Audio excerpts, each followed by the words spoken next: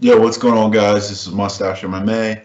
Welcome to the breakdown, episode 13, UFC Fight Night, Andrade versus Lemos. I'm going to go through each of these fights and break down each of the fighters within the card, and we're going to make an official prediction on each bout of this card. It is important to note that none of these predictions are based on odds. It's more of just kind of a breakdown of all the fighters and who I think is going to kind of overall win the fight. If you're looking for any betting perspectives, I have two more videos coming out later this week, and they will be breaking down best bets and parlay plays that I have for this card. But again, the breakdown is just non-odds related, breaking down the fighters, picking who I think is going to win. And before I get into this card, I want to break down last week's card and where we're at. So here we can just see some good overalls of where I'm at. So 2022 record so far stands at 68%, which is pretty solid in my opinion. April record, you can see 17 of 9, 65%, so a little bit lower than the previous 2 months where we had some good success. And as you can see, it even breaks it down a little bit further in terms of where these wins and losses are coming from in terms of favorites, dogs, and pick'ems. So in April, I'm 14 of 6, hitting 70% of the favorite picks. For the dog picks in April, I'm 3 of 3, hitting 50%. And then the pick'em fights, no pick'em fights so far in April. We can actually go into last week's card and the specifics of who I selected and the wins and losses. So it started off pretty rough. Losses in Kevin Kroom, Estela Nunez, and Trey Ogden, who all lost. Got it back with Martin Boudet, and then picked up another loss in Jesse Ronson. Then went on a little bit of a good streak. So Jakar Close, Penny Kanyadzad, Devin Clark, Munir Lazi, Pat Zeptini, Myra Buena Silva, all won, but as you can tell, some of those were pretty heavy favorites. And then a loss in Miguel Maeza and a loss in Vicente Luque, a win in the co-main event, Kai Borello. So ended up going, what's that? Quick math. 9 and 5. No, sorry, 9 and 8 and 6. So, an okay performance, especially with all those heavy favorites. Expect to do a little bit better, but it is what it is. We'll try to bounce back this card this week. I did want to glance over the overall betting perspective as well. As you can see, an absolute terrible card I had. It was by far the worst card I had so far this year. Only hitting one of the bets between straight bets and parlays. So I ended up going down negative 11.2 units on this card. Pretty pitiful performance. Although I did get pretty unlucky. We definitely lost some money on those technical decisions. Based on how those technical decisions were playing out, it was looking like we were going to win an additional 3 bets that didn't end up cashing, which would have got us back like 7 units. So still would have been a loss for the card, but would have been a lot less damage for sure. And then you can see here still 2022, I'm still in the positive for the year, up 18 units. Is just that one card really just kind of killed a lot of profit as well. So yeah, just going to bounce back. I mean, we knew this kind of thing was probably going to happen eventually. But yeah, pretty pitiful, only getting 1 out of 14 bets, but again, we'll try to bounce back here in April and clean it up. We got 2 more cards in April, so let's try to get April in the positive. So let's go ahead and break down UFC Fight Night, Lemos versus Andrade. So first fight on the card, we got Dean Barry, newcomer, versus Mike Jackson. So to be honest, I really do not have a whole lot on this fight. Dean Barry sitting at like minus 1,200 currently, which is absolutely ridiculous. But I mean, he is going up against Mike Jackson, who doesn't have a whole lot of MMA experience. Got choked out by Mickey Gall within like a minute. Went to a decision win against CM Punk, but it was a pretty ugly fight, to be honest. And we got Dean Barry, who's like a young prospect out of Ireland. Actually, he's 29. I didn't know that. I thought he was a lot younger than that. But anyway, I mean, what I've seen from Dean Barry is he actually does look pretty solid. He's got good striking, nice power. He's got that karate stance, so he maintains the distance pretty well. It's difficult to hit him on the feet. Solid striking defense with that, and good in and out movement. I haven't seen much of him on the ground, to be honest. He generally keeps it on the feet, but his striking and his striking defense are pretty solid. I think they'll be pretty good against Mike Jackson here. Mike Jackson is more of a striker than a grappler, so he's definitely going to do that. I believe he has a good amount of boxing experience, but it's just decent from what I've seen. It's nothing too special. Official prediction here is going to be Dean Barry, but I mean, I'm not betting this one at all, no matter what. I mean, I don't know. There's not much we could say about Mike Jackson because he's just hasn't had that much experience and he hasn't fought in forever. And Dean Barry has been somewhat active recently, but again, Dean Barry hasn't fought in anyone special either. So we'll see how this one plays out. An interesting opener to the card. But yeah, official prediction, Dean Barry. Moving up the card, we got Marcin Prachnio versus Philipe Lins.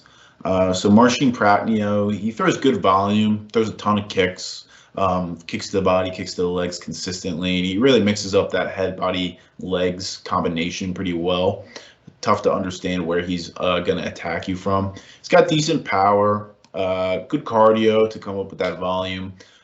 Generally just keeps it on the feet, doesn't really go for takedowns, doesn't necessarily get shot on too often that I've seen either. So a little bit of question mark in those areas. Questionable chin for sure. He got knocked out a few times in his career, most recently to Mike Rodriguez, Magomed Ankalaev, which we can't, put too much blame on that. Magomed Ankalaev is top 5 light heavyweight, and then Sam Alvey as well. So he's been knocked out by some kind of mediocre competition in Mike Rodriguez and Sam Alvey. I believe that was Sam Alvey's most recent win before going on his 8-fight losing skid. Going up against Philipe Lins. Philipe Lins, he had good success in the PFL. I believe he won the heavyweight tournament there. And yeah, won $1 million there, had good success, comes to the UFC and just hasn't been quite successful whatsoever, gets knocked out by Tanner Boser, and loses a decision to who? To Andre Arlovski. He did decent in that Arlovski fight, but Arlovski definitely won for sure. Philipe Lins, just kind of low volume. He does have good power. He does have fast hands, and he counters well, but he just doesn't throw enough volume. It's kind of his kryptonite, if you will. If you're not going to throw volume, you're just going to get outclassed. He's a BJJ black belt, but we haven't seen much of his grappling game put to use. He does just keep it on the feet mainly and want to strike. Questionable chin. Again, I said he got clipped by Tanner Boser and finished by him.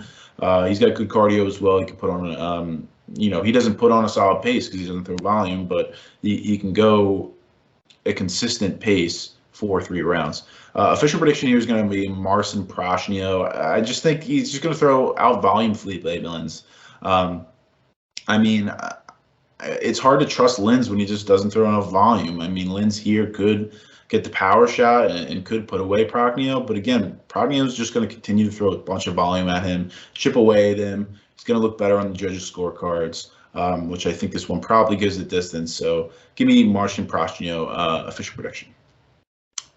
Moving on, we got Aoriqileng versus Cameron Else. So Aoriqileng, pressure fighter, high volume, high pace, decent technical striking, decent power with that as well. Tough and durable guy, definitely hard to put away.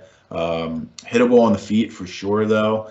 He doesn't have the best striking defense, and it seems that he does absorb a lot of shots. Decent takedowns, decent takedown defense as well. It's just a decently well-rounded wrestling game for him. Cameron Else, Good scrambling ability. He's got good offensive grappling. Defensive grappling, kind of decent in my opinion. Striking's decent. He just kind of throws a lot of looping shots. I think his main martial art and best martial art is probably the grappling game for sure. His striking just doesn't look too great to me. Questionable cardio for sure, and the wrestling just seems okay. Takedowns don't seem too impressive, nor do his takedown defense. He seems to get taken down quite easily, actually. So official prediction here, I'm going with Aoriqileng. I just think he's kind of well-rounded everywhere here. Maybe Cameron Ellis has the edge in the grappling, but if Aoriqileng, I feel like I'm saying that wrong, but we'll go with it. The Mongolian murderer. I mean, I just think he's got an edge in the striking, edge in the wrestling. Again, Cameron Ellis might have a grappling edge, but I don't think he's really going to be able to get it there. And the Mongolian murderer, he's going to keep it on the feet probably and piece him up here. So, yeah, give me official prediction, Aoriqileng, the Mongolian murderer. Moving up the card, we got Tyson Pedro versus Ike Villanueva.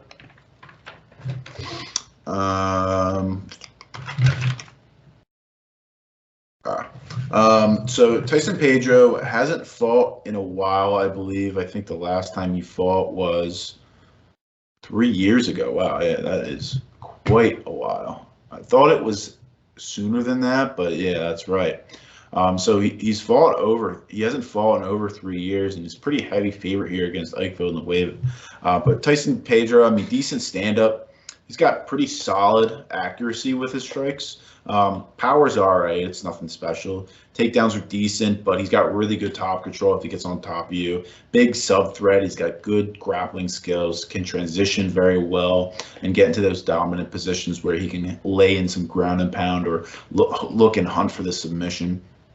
And also, if people try to take him down, he's got really good takedown defense. So hard to get him down to the ground and be in that offensive position as well. Ike Villanueva, on the other hand, he's got some pretty solid boxing, and he's got good power. His chin is just questionable, and he just goes out there and he goes into kind of wild striking matches. And it just hasn't fared well for him at all in his career so far. Striking accuracy just seems to be okay. Again, he just kind of like swinging out there.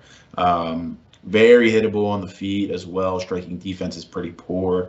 Just engages in that slugfest and not much skill elsewhere besides that stand-up. So if Tyson Pedro can get this one to the ground, I see him very easily getting a finish on Ike Villanueva. But, I mean, don't count out Ike Villanueva maybe catching Pedro. He's been out for over 3 years. Ike Villanueva does have pretty decent boxing. He's got good power. If he can get one good shot on Pedro, it's lights out. Maybe not lights out, but he hurts him, and Ike Villanueva is going to jump on him like a shark with blood in the water, man, and he's going to hunt him down and finish him.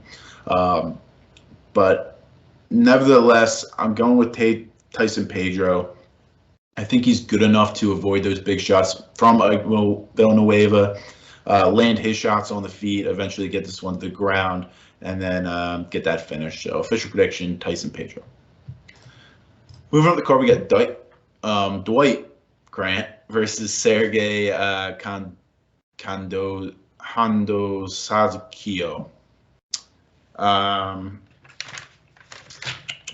So Dwight Grant, I can't say his last name apparently correctly, or his first name. Okay striking, poor accuracy, okay power as well in his hands. Nothing really stands out to me. He's got solid striking defense, though. It's definitely difficult to hit him. Keeps range really well and works that good in and out movement. Throws low volume. Takedowns are all right. He's actually quite successful with them, but he just doesn't shoot them very often whatsoever. He's got solid takedown defense as well, so it's difficult to get him to the ground. And a bit of a question mark is his grappling when he does get though and secure those takedowns.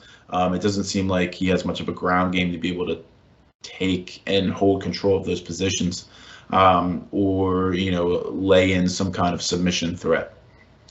Sergey, on the other hand, decent striking, decent power, decent volume, good striking defense as well. He kind of also is similar in Dwight Grant, where he keeps that range pretty well. He has that good in and out movement.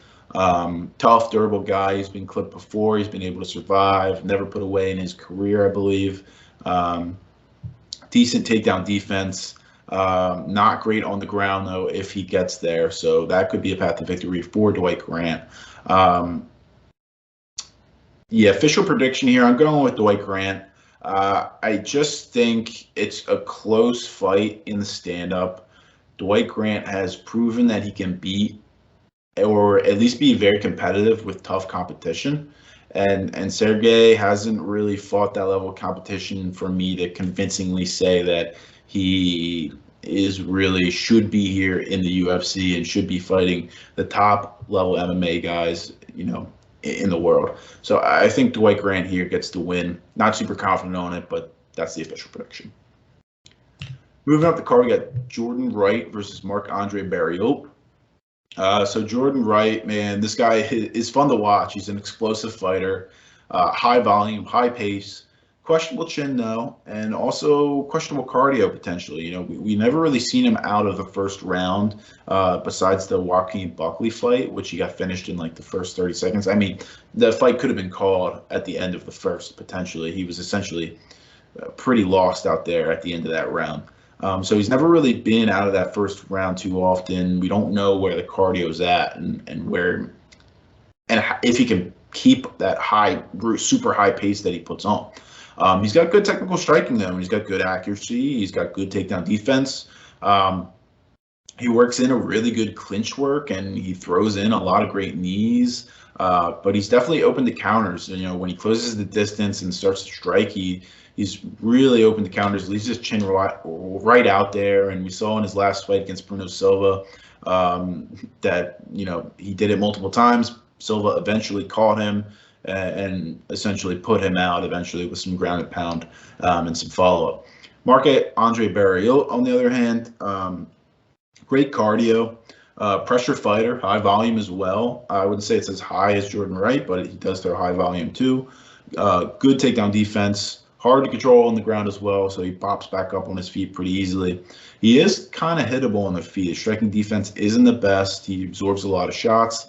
His chin, maybe a little questionable now. He got knocked out by Chidi Njoku in like less than 15 seconds in his most recent fight. But I believe that's his only time he's been knocked out in his career. So pretty durable besides that. It's kind of a short turnaround from that devastating knockout. It was pretty good knockout. So, we don't know how his chin is going to fare after that. Some guys who get knocked out like that and take enough damage, eventually their chin just is shot and they cannot take damage anymore and they can get knocked out. So it could be an opportunity for Jourdain Wright to get a win here. Marc-Andre Barriault, on top of that, his technical striking is just all right. I don't think it's anything crazy, but it's good enough for him to really be competitive in these fights. And he throws that volume, throws that pressure, great cardio to be able to go around with it. He can just kind of out-hustle, outwork guys and make them sweat all 3 rounds. Official prediction here, I'm going to go with Marc-Andre Barriault. I just think Marc-Andre Barriault is going to be able to survive the first round onslaught that Jourdain Wright is going to put on him. And then I don't think Jourdain Wright is going to be able to keep up that pace. He's going to gas. Marc-Andre Barriault is going to take over those last 2 rounds and win, if not get Jourdain Wright out of there. So yeah, official prediction going to be Marc-Andre Barriault. I don't mind potentially a live bet. If Jourdain Wright convincingly wins the first round, it's going into the second. I don't mind a live bet on Barriault because that price might be pretty good. So something to maybe look out for if you're betting, looking to bet this fight. Moving up the card, we got Charles Jourdain versus Lando Vannata. Charles Jourdain, high volume, good striking, but can definitely get wild at times, and he throws heavy. He throws with intention every time he's swinging. Good cardio. Tough, durable guy, can take damage, can take shots. Decent takedown defense, but he's also very quick to get back up to his feet. He's hard to control on the ground. He does bite on feints a lot, though, on the stand-up. So that is something that Lando Vannata could incorporate into his game and really get Charles Jourdain biting heavily and then kind of piece him up with that game plan. Lando Vannata, good volume. Decent striking, decent striking. Not the most accurate, though. He hasn't been very successful in terms of accuracy on the stats board. Throws heavy as well. Good cardio. Also another tough, durable guy. He's got good takedowns, but he just doesn't shoot too often. Good takedown defense. And hard to control on the ground. So most likely this fight probably stays on the feet majority of the time. These guys are going to be swinging wild. It's going to be an exciting fight. They're both tough and durable. We'll see if either one of these guys gets put away. But official prediction here going to be Charles Jourdain. I just think he's got more volume than he's going to throw in Lando Vannata. He's going to outpace him, outstrike him with the volume, get Vannata tired and continue to win the fights. Yeah, I mean, I think it stays on the feet, and I edge out Charles Jourdain striking over Vannata, and I also like the higher volume that he is going to probably likely throw. So official prediction, give me Charles Jourdain. Moving up the card, we got Mudaerji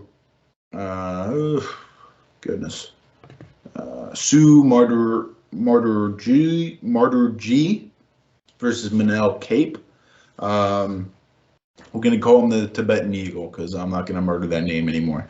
So the Tibetan Eagle, super long for the division, and he really uses that reach advantage to his advantage every time. Really keeps the range well. Good technical striking, fast hands, great striking defense because of that range that he keeps. Takedown defense are decent. You've seen that guys can get on him pretty easily and can take him down. And he's not really that great on the ground, but he does throw good volume on the feet when he keeps it there. He does keep it there pretty often, and that striking is pretty solid. He's got decent power behind it as well. Manel Kape, good volume. Sometimes he does throw low volume. I think it was just his first early couple fights in the UFC where he was fighting top-level competition right away that he was a little bit timid, but now it looks like he's come into his shell a little bit. His last two times out, getting some pretty impressive finishes. Explosive guy, solid technical striking, great power for the division as well. His takedowns are okay. Mainly he likes to keep it on the feet because his striking game is very solid. He doesn't have much of a ground game either, and he's got really solid, good movement on the feet. Good striking defense as well. It's difficult to hit this guy. Good in and out movement, side to side movement. His striking is just really crisp. So official prediction here going to be Manel Kape. I just think his striking is a little bit better than the Tibetan Eagles. I mean, he does have the reach disadvantage here that he's going to have to deal with, but I think it's going to really not be too much of an issue for Manel Kape. He's got the power edge as well. He just has to make sure he doesn't get caught too much by the Tibetan Eagle because he's got power as well. So should be a really fun fight as well. But I'm edging out Manel Kape to get this one done.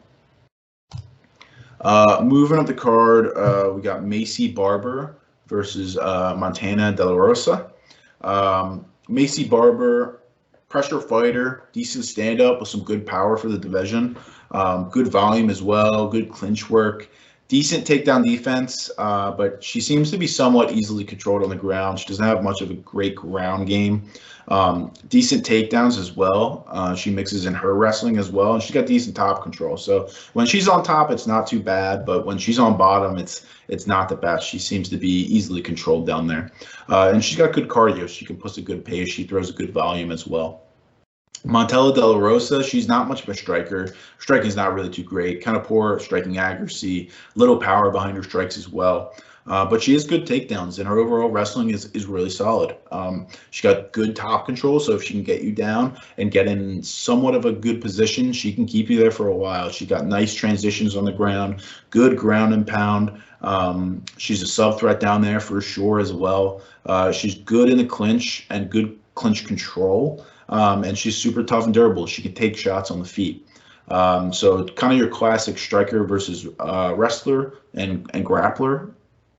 matchup here. I'm actually going to go with Montella de Rosa. I just didn't like what I've seen in the past from Maycee Barber on the ground, and I think Montella de Rosa is going to be successful in getting takedowns and getting top control time and ground time on Maycee Barber, getting a good unanimous decision victory. So official prediction going to be Montana de la Rosa. Moving up the card, we got Alexandr Romanov versus Chase Sherman. So this was a pretty late notice replacement by Chase Sherman. Alexandr Romanov was originally scheduled to fight Tanner Boser. I believe Romanov was actually a short notice replacement. So both not having a full camp here. But Alexandr Romanov, I mean, huge, gigantic guy. Call him King Kong for a reason. Powerful, good takedowns, and they are like aggressive shots, takedown, good top control, heavy ground and pound, good grappling, big sub threat for sure. His stand-up's decent. It's nothing special for sure. He definitely relies heavily on that wrestling and top control grappling esque style, but he can handle himself in the stand-up. Cardio is a little bit questionable, but he seems to be able to put on a pretty good pace for 2 rounds. It'll be interesting to see on kind of a short notice fight here what he can do. But he's going up against Chase Sherman, who's also coming on short notice here. Decent striking with some nice power. He's got fast hands, throws some good heavy leg kicks. But he's got a cardio problem, especially when wrestling is involved. It seems like he gasses out pretty easily. He's for sure patient on the stand-up as well. Ground game isn't too great, though. You know, when he does get taken down, he's so easily controlled on the ground. People transition on him so easily. I mean, his last fight, who did he fight? Jake Collier. I mean, Jake Collier easily just got into full mount on him, like, with ease, and the fight was over at that point. So, and now he's going up against a better wrestler, a better grappler in Romanov. Like, good luck. I just doubt that he can do anything here. If he keeps it on the feet, maybe, but even then, it's going to be really difficult for him. So official prediction here is going to be Alexandr Romanov. Moving up the card, we got Clay Guida versus Claudio Puelles. Clay Guida, definitely a veteran of the game, veteran of the UFC for sure. Coming out here 40 years old and still getting fights done. Getting that win over Leonardo Santos his last time out, where he is essentially done. Keith Peterson wanted to see him die, but Clay Guida, give it credit to him, it was, I guess, the right call, and he was able to kind of come back and get the win after Leonardo gassed. So good win by Guida there. He's a cardio machine, good movement on the feet, decent striking, and with okay accuracy. It's nothing crazy, but he just puts on that high volume, high pressure fight that kind of can really tire guys out if they don't have the cardio to keep up with it. He's got solid striking defense. That good movement on the feet really helps him a lot. Good wrestling with solid takedowns and solid takedown defense. Guys have struggled to get to him to the ground because he has that high level wrestling. He's got some submission skills as well. He's got some grappling skills, but he has been submitted a lot in his career for sure. So that's something to keep an eye on. Claudio Puelles, who has high level grappling, and he's definitely a big sub threat. But he's just got decent takedowns. They're nothing special. It seems like he has successfully gotten to the ground multiple times, but I haven't seen him really shoot great takedowns in the past. And with a good wrestler like Guida, I think he's going to be able to stuff a lot of those. Puelles, though, he's got great, if he can get you to the ground, he's got great top control. His grappling, like you said, his position grappling, very good. He's also got a good submission game. He's willing to do anything to kind of get it to the ground as well. He'll pull guard. He'll give up the takedowns to you so he can grapple and work off his back. His striking defense is not that great. I think Guida will have a little bit of success on the feet. Striking is just decent. He's got decent power, though, behind it, so he can put you away with some strikes. And he's got pretty good cardio. He can put on a good pace for all 3 rounds and keep up with that. But I really like Guida in this spot. He's the official prediction. I think he's going to be able to keep it on the feet most of the time here. Puelles is going to struggle to get it to the ground, and Guida's going to have the better striking, better cardio. He's just going to outwork him here for sure. So official prediction, Clay Guida. And our main event here, we got Amanda Lemos versus Jessica Andrade. There's actually going to be a fire fight for sure. Both these ladies have brawlers. They have good power for the division. They get a lot of knockouts, a lot of finishes. So a good female fight for sure here. Jessica Andrade, she's got power in his hands, good technical striking, pressure fighter, high volume, high pace, and man, is she strong. She just lifts people up and slams them on the ground consistently, getting that one slam victory for the championship belt over Rose Namajunas, which was pretty good, pretty impressive as well. Good takedowns. Like I said, she uses those lifts a lot, just picks her opponents up. Solid takedown defense as well on the other hand, and she's got a BJJ black belt. She knows her game around the grappling for sure. Solid striking defense, but like I said, she likes to brawl. She will get in there and brawl with people, and sometimes that's gotten her into some trouble. For example, with Weili Zhang, she just went in there, started brawling with her, didn't have respect for Weili, and Weili just knocked her out and got her out of there. So she has to have some respect for Lemos because Lemos also does have some power. So Amanda Lemos, also good power, also good technical striking. Great counter striker as well. She maintains distance very well, and she does have that advantage here, a 3-inch reach advantage. Fast hands, good cardio as well, great takedown defense, quick to the feet if a takedown is given up. Solid striking defense as well, but again, she likes to brawl. Both these women like to brawl. She got clipped her last time in her last fight against. Did she get clipped? She got hit with an overhand right against Angela Hill. I think she ate it pretty good actually. The commentary kind of overreacted to it, but it did land. A big overhand right did land by Angela Hill, but it didn't do much. But if that were to land by Jessica Andrade, that could be a different story. So official prediction here, I'm actually going to go with Amanda Lemos. Now, she had a super close fight with Angela Hill, and a lot of people thought Angela Hill won, me being one of them. But at the same time, styles make matchups. And Jessica Andrade and Amanda Lemos are very similar styles. They both like to brawl. Jessica Andrade isn't necessarily the kind of technical fighter on the outside type fighter like Hill is. She is more get in your face and start striking with you and brawling with you. And I think that's going to favor Lemos a lot better than in that Angela Hill fight. I don't know if Andrade is going to respect the power of Lemos. Both of these ladies should respect her power. I think it will go kind of deep into the fight.